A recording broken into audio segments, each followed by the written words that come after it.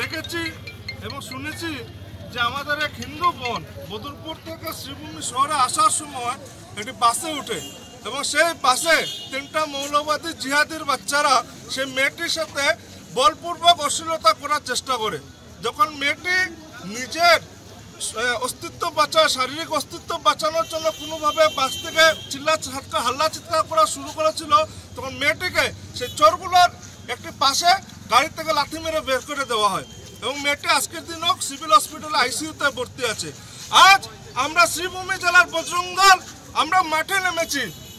আমরা পুলিশ প্রশাসনকে গতকালকে আমরা নামার ইচ্ছা ছিল, কিন্তু পুলিশ প্রশাসনকে আমরা সময় দিয়েছিলাম, সেই সময় পেরিয়ে গেছে আজ।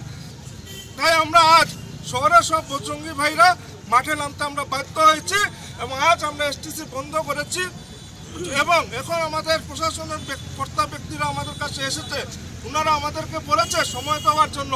আমরা সময় আরও 24 ঘন্টা দিয়েছি, কিন্তু এই 24 ঘন্টার মধ্যে যদি আমাদের এই আসামি 3 আসামি সেই জিহাদি 3টা যদি অ্যারেস্ট না হয় এবং তাদের কঠোর শাস্তির ব্যবস্থা না করা হয়, তাহলে আগামীকাল 11টার পর আমরা বজরং দল যারা ডিস্ট্রিক্ট কমিটি আছে আমরা ডিসিশন নেব এবং আগামী পরশুদিন পুরো শ্রীভূমি জেলা আমরা স্ট্রাইক ডাকবো।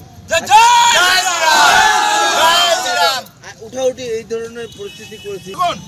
এটা এইসব যে কালকার যে ঘটনাটা হচ্ছে, এটা সাধারণত এতদিন আমরা দিল্লি, মুম্বাই এইগুলাতে, বেঙ্গালোর এইগুলাতে শুনেছি, কিন্তু এটা একটা আশ্চর্য ঘটনা। এই কালচার এখন আমাদের শ্রীভূমিতে এসেছে এবং আমাদের বরাকবেলিতে অর্থাৎ এসে গেছে।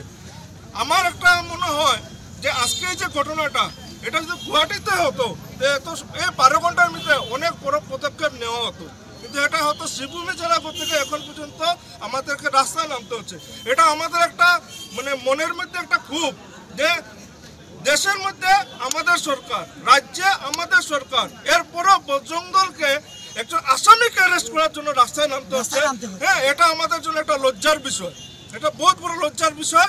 তাই আমি এই সরকারকে আমি আবেদন জানাচ্ছি মাননীয় ডক্টর হিমন্ত বিশ্ব শর্মা মহাশয়কে যে এদের বিরুদ্ধে যাতে কঠোর থেকে কঠোর ব্যবস্থা নেয়, এই রেপিস্টদের বিরুদ্ধে যাতে আগামী দিনে রাস্তা চলার সময় আমাদের মা বোনদের ইজ্জত বজায় থাকে এবং সমগ্র দেশে একটা কঠোর আইন এনে এই ধর্ষণকারীদের বিরুদ্ধে একটা কঠোর আইন আনার আমি দাবি জানাচ্ছি আমাদের আসামের